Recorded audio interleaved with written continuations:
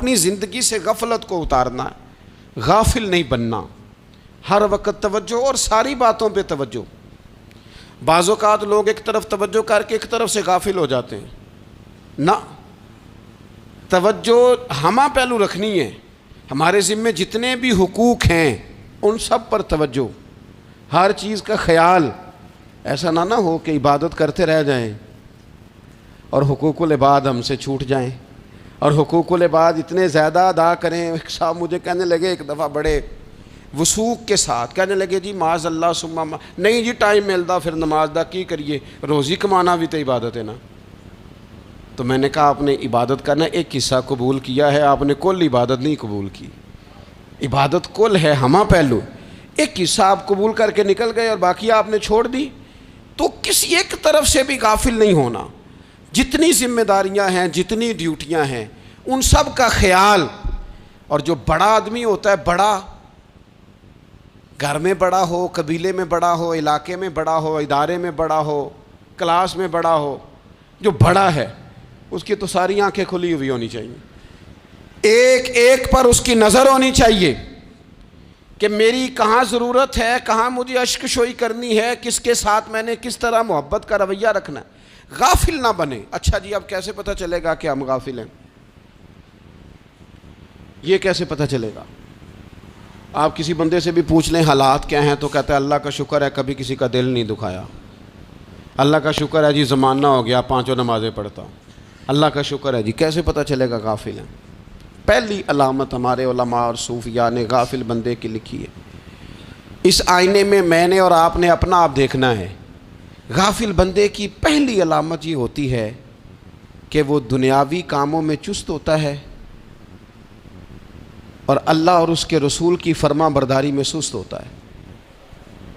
یعنی نماز کے وقت تو اسے نیند ستاتی ہے، پریشانی ہوتی ہے، لیکن اگر کسی جگہ مال مل رہا ہو، پیسے مل رہے ہوں، وہاں جانا ہو تو پھر اسے کوئی چیز بھی تنگ نہیں کرتی۔ دنیاوی کاموں میں چست ہوگا، یعنی ٹی وی کے آگے، موبائل کے آگے وہ گھنٹوں بیٹھا ہوا ہے، اور اگر اسے 25 منٹ قرآن پاک سننا پڑ جائے، اگر اسے 20 منٹ دینی محفل میں بیٹھنا پڑ جائے، اگر اسے کہا جائے کہ تو 20 رکعت نماز نفل ادا کر، دنیاوی کاموں میں چست ہے، دینی کاموں میں، یہ غفلت کی پہلی علامت۔ پھر ذاتی معاملات پہ پیسہ خرچ کرنا ہو تو ڈھیر سارا ہے، کسی غریب کی مدد کرنی ہو تو۔ وہ ہمارے ایک دوست ہیں، وہ اکثر کہا کرتے ہیں، وہ کہتے ہیں آج کل کسی سے کہنا فلائی کام میں، دینی کام میں، کسی کی مدد میں کچھ 4 پیسے خرچ کرنے ہیں تو لوگ کہتے ہیں ہاتھ تنگ ہے۔ ہاں کوئی سستا پلاٹ ملتا ہو نا، اور اگر یہ سمجھ آ جائے کہ وہ مجبور ہے بیچارہ بیچنے والا، تو پھر کہتے ہیں میں 2-3 دوستوں کو پھاڑ لے سن۔ ذاتی کاموں میں جب بندہ چست ہو اور دینی کاموں میں سست ہو تو مطلب یہ ہے کہ بندہ غافل ہے، پہلی علامت غفلت کی۔ اور غفلت کی دوسری نشانی یہ ہے کہ انسان گناہ کے کاموں کو معمولی سمجھنے لگ جاتا ہے، یہ غافل بندے کی نشانی ہے، گناہ کو معمولی سمجھتا ہے، چھوٹا سمجھتا ہے۔ آج کل لوگ کہتے نہیں میں کو اکیلا کر رہا ہوں، ساری دنیا ہی کرتی ہے۔ اور جناب کیا ہو گیا اگر یہ غلطی ہو گئی تو بندے سے ہو ہی جاتا ہے۔ گناہ کو معمولی سمجھنا، چھوٹا سمجھنا، اور کہنا پھر کیا ہو گیا ہے، انسان سے غلطی ہو جاتی ہے۔ آپ دیکھ لیں کہ سینکڑوں بیسیوں گناہوں کا بوجھ ہمارے سروں پہ ہوتا ہے، لیکن کوئی ہمارا دبدبہ ہے، کوئی ہماری گفتگو ہے، کوئی ہمارے جملوں میں خود پسندی ہے، کوئی ریاکاری ہے، کوئی تصنع ہے۔ یہ غافل بندے کی علامت ہے۔ نبی اکرم صلی اللہ تعالیٰ علیہ وآلہ وسلم نے فرمایا مومن اپنے گناہوں کو پہاڑ کی طرح سمجھتا ہے، یہ بخاری میں حدیث ہے۔ مومن پہاڑ کی طرح جانتا ہے اور وہ ڈرتا ہے کہ کہیں وہ پہاڑ اس کے اوپر گر نہ جائے، یعنی کہیں مجھے میرے گناہ کی سزا نہ مل جائے۔ چھوٹے گناہ کو بھی پہاڑ جانتا ہے، یار مجھ سے غلطی ہو گئی، مجھے ٹھیک کر لینی چاہیے، مجھے معافی لے لینی چاہیے، مجھے توبہ کر لینی چاہیے۔ مومن اپنے اوپر گناہ کو پہاڑ کی جانب سمجھتا ہے۔ اور حضور علیہ الصلوۃ والسلام فرماتے ہیں کہ یہ جو فاسق اور فاجر ہوتا ہے نا، اللہ کا نافرمان، یہ گناہ کو مکھی کی طرح سمجھتا ہے۔ یہ سمجھتا ہے میں نے اشارہ کرنا ہے، مکھی نے اڑ جانا ہے۔ مومن کی علامت یہ ہے کہ وہ پہاڑ جانتا ہے اگر غلطی ہو جائے تو پہاڑ. امام اعظم ابو حنیفہ رحمۃ اللہ علیہ گزر رہے تھے تو بارش ہو گئی تھی اور کوفہ میں کیچڑ تھا، تو آپ نے جو جوتے پہنے ہوئے تھے ان جوتوں سے چلتے ہوئے نا آپ کے پاؤں سے کچھ مٹی اڑی، تو سامنے ایک یہودی تھا، اب اس زمانے میں دیواریں کچی ہوتی تھیں، اس کے دیوار پر جا کے وہ مٹی جو تھی وہ لگ گئی. اب امام صاحب بڑے پریشان ہوئے کہ میں نے اس کی دیوار کو آلودہ کر دیا. یہاں تو لوگ اپنی اینٹیں رکھتے رکھتے کئیوں کی دیواریں توڑ ہی دیتے ہیں، اور پھر وہ اس پر ماننے کو بھی تیار نہیں ہوتے، تسلیم کرنے کو بھی تیار نہیں ہوتے. وہ کہتے ہیں پھر کیا ہو گیا، اب ہمارا یہاں گھر ہے تو ہم نے ٹرالی منگوانی نہیں تھی، ہمارا حق بنتا تھا. امام صاحب کے پیروں سے ذرا کیچڑ اڑا، یہودی کی دیوار پہ لگا، اس کی کچی دیوار تھی. امام صاحب پریشان ہو گئے، سوچنے لگے کہ اگر میں دیوار سے یہ کیچڑ اتارتا نہیں تو یہ بھی زیادتی ہے، میں نے اس کی دیوار کو گدلا کر دیا، اور اگر میں اتارتا ہوں تو کچھ مٹی اس کی دیوار کی بھی اتر جائے گی، کچی دیوار ہے، یہ بھی زیادتی ہے. مومن گناہ کو پہاڑ کی طرح سمجھتا ہے کہ کہیں گر نہ جائے، اس کی بھی کہیں سزا نہ مل جائے. امام صاحب نے اس کے دروازے پہ دستک دی، وہ باہر آیا تو اتفاق سے وہ آپ کا مقروض بھی تھا، اس نے پیسے دینے تھے. باہر نکلتے ہی کہنے لگا اوہ آپ تو قرض لینے آ گئے، میرے پاس تو ابھی گنجائش نہیں ادا کرنے کی. تو امام صاحب کہنے لگے تو قرض چھوڑ، وہ میں نے معاف کیا، میرے سے غلطی ہو گئی ہے. میں آ رہا تھا، لکڑی کے جوتے اس زمانے میں کھڑاؤں لوگوں نے پہنے ہوتے تھے، کہا وہ میرے پیروں سے ذرا کیچڑ اڑا ہے، تیری دیوار پہ لگ گیا ہے.